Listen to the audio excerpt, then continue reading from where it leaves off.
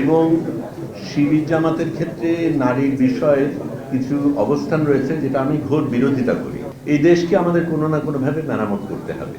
জুলাই সনদটা সেটাই করতে চায়, দেশকে মেরামত করতে চায়। জুলাই সনদের ব্যাপারে আমার দ্বিমত আছে, সব ক্ষেত্রে যে আমি একমত তা না। আজকে গান্ধী অনুষ্ঠানটা শুরু হয়েছে, তাতে আমি খুব খুশি হয়েছি। আবার এই জায়গায় বসা একজনও নারী নেই, সেটাতে আমি হতাশ হয়েছি। এমনকি এই জায়গায় যারা আছে তারা একজনও নারী না। আপনারা ওখানেই থাকেন, সেটা সেটা পরিবর্তন করতে হবে। এবং শিবির জামাতের ক্ষেত্রে নারীর বিষয়ে কিছু অবস্থান রয়েছে যেটা আমি ঘোর বিরোধিতা করি। তারপরেও আমি আজকে এখানে এসেছি।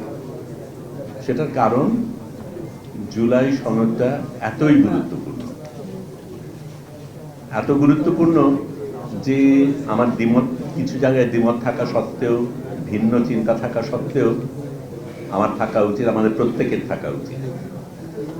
আমি যেই কথাগুলি বলছি সেটা বলতে গিয়ে আমি জুলাই যোদ্ধাদের স্মরণ করি, তাদের ত্যাগের কথা স্মরণ করি, তাদের সংগ্রামেরকে শ্রদ্ধা জানাই, তাদের সালাম জানাই।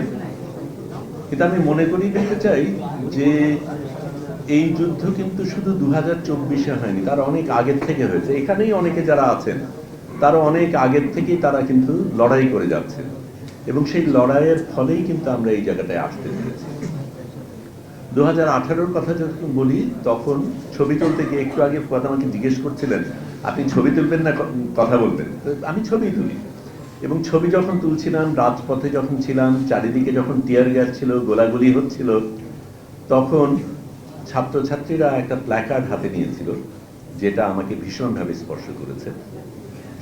এই সরকারের মেরামত চাই, আমরা দেশের মেরামত চাই, রাষ্ট্রের মেরামত চাই। মেরামত জিনিসটা তো অত্যন্ত গুরুত্বপূর্ণ, এবং আমরা একটা দেশ পেয়েছি, এখনো এই দেশে অনেক সমস্যা রয়েছে। এই দেশকে আমাদের কোনো না কোনোভাবে মেরামত করতে হবে, এবং আমি মনে করি এই জুলাই সনদটা সেটাই করতে চায়, দেশকে মেরামত করতে।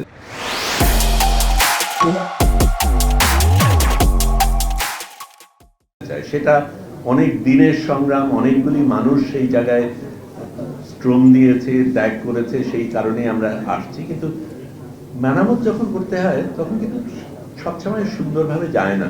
রাস্তাঘাট মেরামতের ক্ষেত্রে তো আমাদের সমস্যা হয়, সেটার ক্ষেত্রে কিছু কিছু মানুষের একটু বেশি সমস্যা হয়। তারপরেও বৃহত্তর স্বার্থে যে জায়গায় আমরা পৌঁছতে চাই সেটার কথা ভেবে আমরা মেরামতটা করি। এখন কিছু কিছু জায়গায় সমস্যা আছে বলে আমি মেরামতটাকে বাদ দিয়ে দেব, এটার কোনো যুক্তি আমি দেখি না। আমি জুলাই সনদ নিয়ে আলাদাভাবে বলতে চাই না, কারণ এখানে যারা বলেছেন খুব সুন্দরভাবে সেগুলি ব্যাখ্যা করেছেন, এবং সেখানে আমার প্রশ্ন করার বা বাড়তি কিছু দেওয়ার তেমন কিছু নেই। কিন্তু আমি এই জিনিসটা অবশ্যই বলতে চাই যে আমরা যেই ধরনের দেশ পেতে চাই, যেই দেশের স্বপ্ন দেখে আমরা এগিয়েছি, যেই দেশের স্বপ্নের কারণে এতগুলি মানুষ রক্ত দিয়েছে, রত্ন স্নাত যেই জুলাই সনদ আমরা সামনে পেয়েছি, সেটাকে আমরা উপেক্ষা করে দেব কিছু কিছু জায়গায় আমাদের দ্বিমত আছে বলে, এটা আমার জন্য যুক্তিসঙ্গত না। দ্বিমত থাকতেই পারে এবং থাকবে, সেটাই হওয়া উচিত, যে কোনো গণতন্ত্রে সেটাই হওয়া উচিত।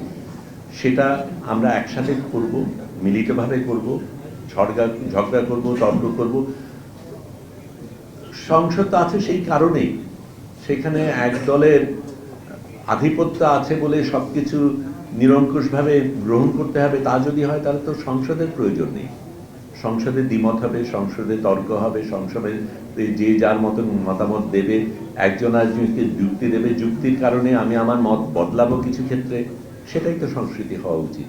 এবং সত্যিকার অর্থে আমরা একটা ভিন্ন সংস্কৃতি, ভিন্ন রাজনৈতিক সংস্কৃতি চাই, সেই আকাঙ্ক্ষা নিয়ে তো আমরা এগোচ্ছি, সেটাই তো আমাদের নতুন বাংলাদেশ দেবে। আমার তার বেশি কিছু বলার নেই। আমি সত্যিই মনে করি জনগণের স্বার্থে যেটা হওয়া উচিত সেটাই আমাদের প্রত্যেকের গ্রহণ করা উচিত। আমরা ব্যক্তি স্বার্থকে ভুলে যাই, দলীয় স্বার্থকে ভুলে যাই, দেশের স্বার্থ নিয়ে লড়াই করি, সেটাই আমাদের হওয়া উচিত। আর সাংবাদিক ভাই বন্ধুদের জন্য একটু বলি, আমি ছোট করেই বলেছি, একটা প্রবণতা রয়েছে এগুলি রিপোর্টিং এর ক্ষেত্রে, যেটা নিয়ে আমি একটু আপনাদের সাথেও দ্বিমত পোষণ করি। রিপোর্টিং এর ক্ষেত্রে বাছাই করে ঠিক যেইটা আপনার পছন্দ সেটাই যদি দেন, তাহলে সেটা প্রপাগ্যান্ডা, সেটা রিপোর্টিং না। দয়া করে সেটা করবেন না। ধন্যবাদ।